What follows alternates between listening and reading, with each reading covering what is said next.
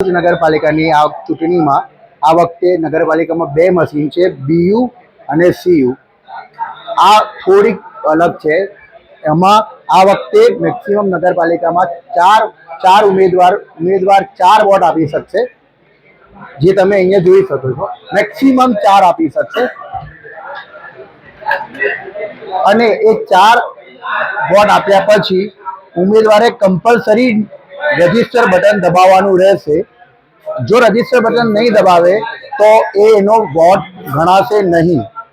જો કદાચ vote cancel કરવો હોય તો આપણે એક બટન ફરીથી પ્રેસ કરીશું તો એ કેન્સલ થઈ આપણે ફરીથી બીજાને આપી શકાશે. ત્યારબાદ ફાઇનલ આપણે રજીસ્ટર કરીશું ત્યારે જ એ મત આપણો અહીંયા રજીસ્ટર ગણાશે.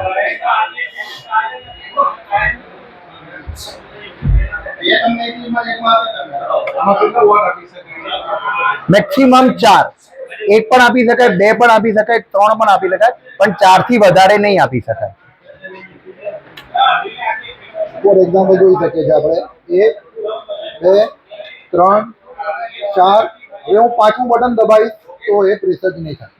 જ્યાં સુધી હું આપેલો મત કેન્સલ નહીં કરું કોઈને ત્યાં સુધી હું બીજો બટન દબાવી શકું નહીં. આ હું કેન્સલ કરું તો આપીશ તો હું આપી શકું. અને ત્યારબાદ છેલ્લે રજીસ્ટર તો આપણે ખાસ કરવાનું રહેશે. જો રજીસ્ટર નહીં કરીએ તો આપણો મત રજીસ્ટર થશે નહીં. એટલે રજીસ્ટર બટન દબાવવાનું ખાસ યાદ રાખવું પડશે. રજીસ્ટર દબાવીશું એટલે બીપ અવાજ આવશે, એનો મતલબ એ કે આપણો મત રજીસ્ટર થઈ ચૂક્યો છે.